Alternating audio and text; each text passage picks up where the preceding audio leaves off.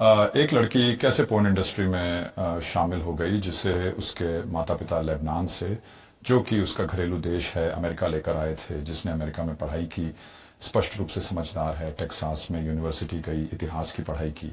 आखिर तुम इस पोर्न इंडस्ट्री में कैसे आ गई? मुझे नहीं लगता कि कम आत्मसम्मान किसी के साथ भेदभाव करता है। इससे कोई फर्क नहीं पड़ता कि आप एक अच्छे परिवार से हों या एक साधारण परिवार से। मेरा पूरा बचपन वजन के संघर्ष में गुजरा और मैं कभी खुद को आकर्षक या पुरुषों के ध्यान के योग्य नहीं समझा। और अचानक कॉलेज के पहले साल में मेरा वजन कम होना शुरू हो गया। मैंने छोटे छोटे बदलाव करके यह सारा वजन घटाया और जब तक मैं पास हुई मैं एक बड़ा फर्क लाने को तैयार थी।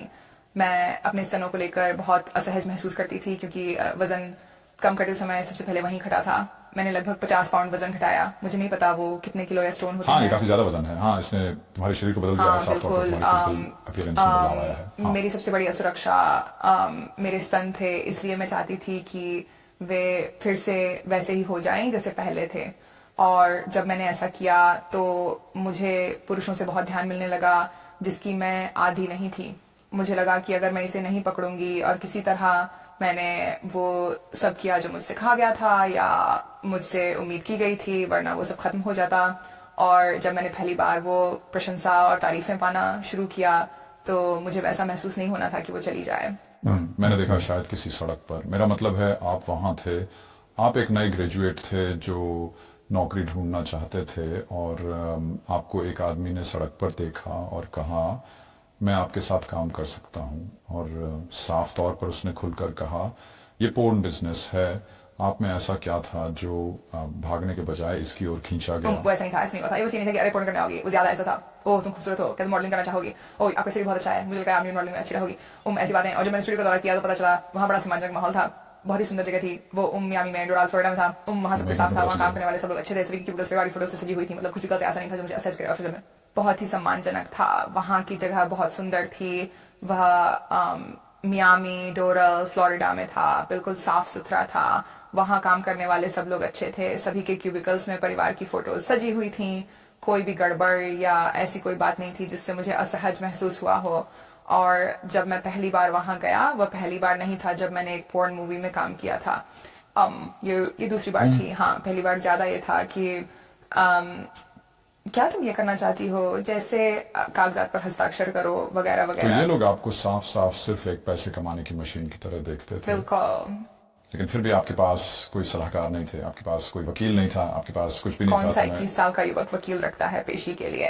मैं समझने की कोशिश कर रहा हूँ कि इतना तनाव आप पर किस हद तक रहा होगा और क्या अब भी, क्योंकि आप यहाँ इतने शांत बैठे हैं और स्पष्टता काफी समय बीत चुका है और आप आगे बढ़ चुके हैं, लेकिन क्या आपको लगता है कि इस अनुभव से कोई पोस्ट ट्रॉमेटिक स्ट्रेस आप में बाकी है? हाँ, और मुझे लगता है ये ज्यादातर तब होता है जब मैं बाहर जनता में जाता हूँ, क्योंकि लोगों की घूरती नजरें, मुझे ऐसा महसूस होता है कि जैसे वो मेरे कपड़ों के आर पार देख सकते हैं, जो मुझे गहरी शर्मिंदगी में डाल देता है।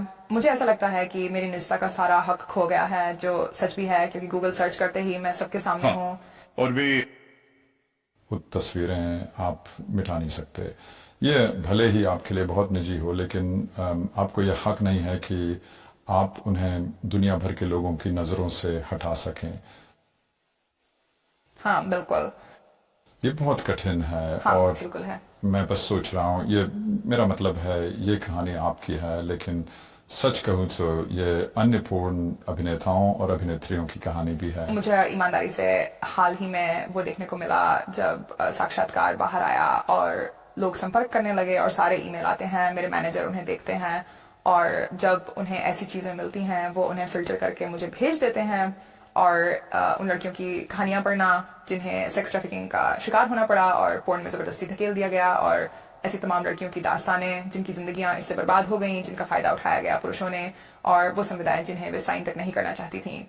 मुझे लगता है कि ठीक है, शायद ये अच्छा हुआ कि मैंने बातचीत शुरू की और मैंने इस साक्षात्कार को पोस्ट किया और अब जोर से बोल रहा हूँ क्योंकि दूसरे लोग भी ऐसा ही महसूस करते हैं। भले ही वे इतने गहरे स्तर पर ना समझ पाए, जैसे कि पोर्न करना, वे इस बात से संबंधित महसूस कर सकते हैं कि असुरक्षित महसूस करना और किसी ऐसी चीज के लिए दबाव में आकर करना जिसे वो करना नहीं चाहते थे। आपने इस्लामिक हेडस्कार्फ पहन रखा था, जिसे आमतौर पर हिजाब कहा जाता है, और फिर जाहिर है उसके बाद एक तरह का सेक्स सीन बन गया। आपको तो पता ही होगा कि ये कितना उकसाऊ था। मैंने उनसे शब्दशः कहा था, तुम लोग मुझे मार डालोगे। और उन्होंने कहा, वे बस हंस दिए। तब आपने ये क्यों नहीं कहा कि मैं ये नहीं करूँ? धमकी, मैं डरा हुआ था। मुझे पता था कि अगर मैं मना कर दूं तो वे जबरदस्ती नहीं करेंगे। उस समय वह बलात्कार है का कोई भी तुम्हें जबरदस्ती सेक्स के लिए मजबूर नहीं करेगा, पर फिर भी मैं डरा हुआ था। क्या आपने कभी महसूस किया है रेस्टोरेंट में जब खाना ठीक ना हो और वेटर पूछे कि सब कुछ कैसा है, तो बोलने में डर नहीं पर घबराहट होती है। मैं धमकी महसूस कर रहा था, मैं घबराया हुआ था। हम बहुत सारे लोगों का इंटरव्यू करते हैं और उनमें से कई मध्य उम्र के या उससे बड़े होते हैं। स्टूडियो में किसी का होना जो केवल 26 साल का है, ये वाकई में शानदार है। ऐसा एक विचारधारा है जो कहती है कि हमारी संस्कृति को एक संपूर्ण रूप से, और मैं सिर्फ अमेरिका या यूके की बात नहीं कर रहा, बल्कि कई कई देशों में अश्लीलता से ग्रस्त किया जा रहा है, और युवा लोग विशेषकर अपने जीवन में इतने छोटी उम्र से ही पोर्नोग्राफी के संपर्क में आ जाते हैं कि इसका ये मूलतः बदलाव ला रहा है कि पुरुष और महिलाएं आपस में कैसे जुड़ते हैं, वे रिश्तों के बारे में क्या सोचते हैं, एक तरीके से संभावित रूप से बहुत हानिकारक तरीके से। इस पर आपकी क्या राय है? बिल्कुल, ये रिश्तों पर असर डालता है। मैं कि यहाँ से अमेरिका में तो पोर्न की लत बहुत आम है और मुझे यकीन है यहाँ भी होगी।